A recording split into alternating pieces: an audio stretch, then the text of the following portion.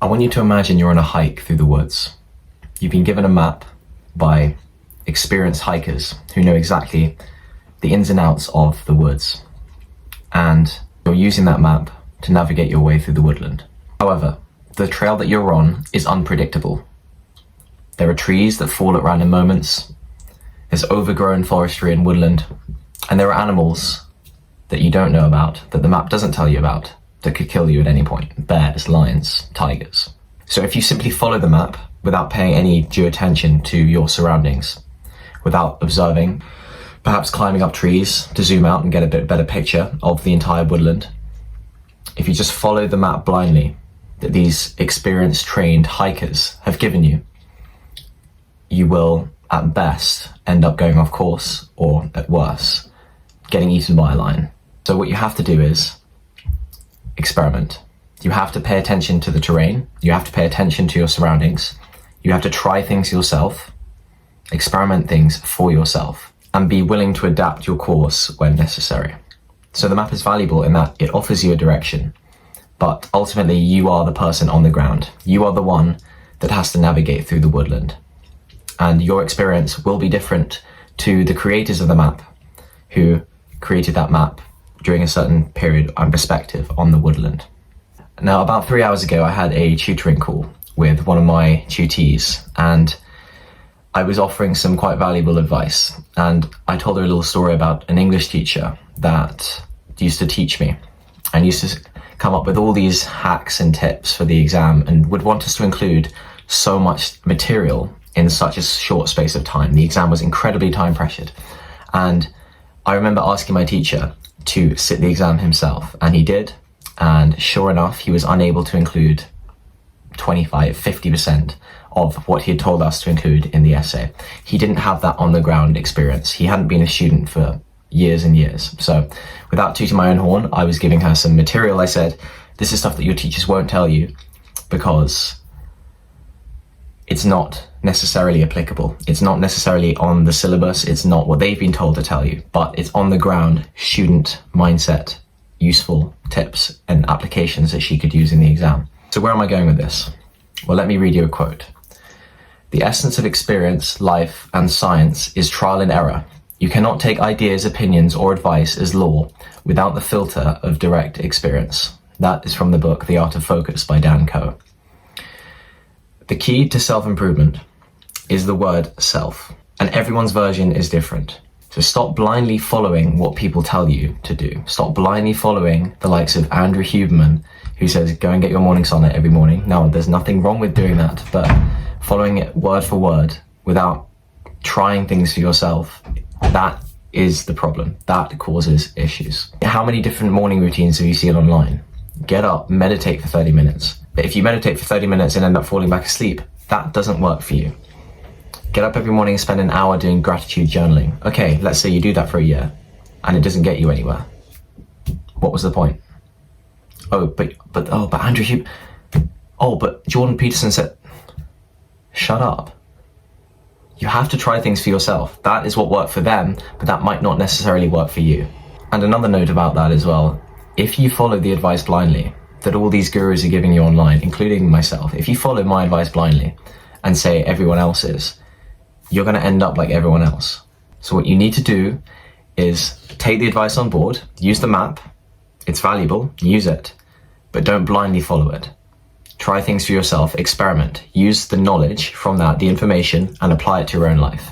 For example, in fitness, you can try different training programs. You don't have to do the push-pull leg split. Maybe you want to try something else. You want to add cardio in there, or maybe just do an arm day, or maybe don't hit legs for a week to see what happens, or don't hit back for a week to see what happens, or something like that. Just try your own nutrition plan. In relationships, try therapy or self-help books, or in business, try cold outreach or organic content. There is no right way of doing these things. There's only your way, and that isn't bound. It's not set in stone. You need to realize it's not set in stone. What these people are telling you with such conviction, this is the way to do it. This is how you do X, Y, or Z. This is how you make 10K a month. This is how you get into elite level shape. That's how they got into elite level shape. That's how they made 10K a month. That's not how you're going to make 10K a month. That exact blueprint is most likely not the way you're going to make 10K So why are you blindly following it? Why are you blindly, when these guys are saying, oh yeah, I get up at 4 a.m. 4 a.m. might be your least productive time. Maybe you're most productive at night. Maybe not. For me personally, I'm not. I'm most productive in the morning. And I've actually said to you guys in a previous video, I said, time seems to go by more slowly in the morning than in the evening. So that's why I do my most productive work. But that might not be the case for you. That might not resonate with you, and that's okay. And that's what I'm trying to tell you. That is okay. In fact, that is a necessity. You need to self-experiment. You need to find your own pathways. You need to climb up that tree, even though it doesn't say it on the map, and zoom out. And I actually watched a podcast today, in fact, of Mark Manson, the author of The Subtle Art of Not Giving an F, who did a podcast commenting on all the different self-improvement habits: sauna, cold exposure, gratitude journaling, meditation, and would either go overrated, underrated, or indifferent. And the overall message of that, and I've got a quote, he summarized that whole hour and a half into one. He said, nothing works for everybody, and nothing that works for you will work all the time. So not everything works for everybody. So if one person's saying, yeah, gratitude journaling works for me, that might not necessarily work for everyone. One person saying, oh, morning sunlight will definitely make you feel more energized, and it's the science. It might not necessarily make you feel more energized.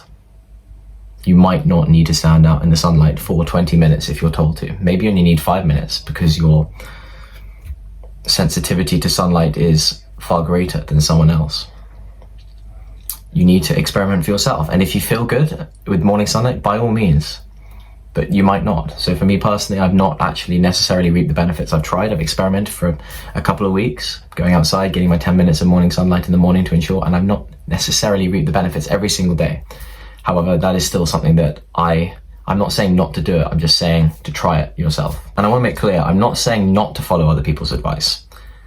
I'm just saying, don't follow it by the book. Don't follow it as gospel. Use it. Use it for direction. Use it as an overall guide, like that map that the hikers made. Use it as an overall guide, but don't follow necessarily the route that they told you to take.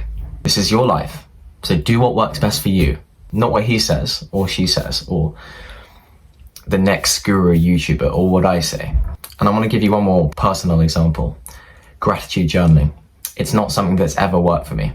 I've tried and it just hasn't worked for me.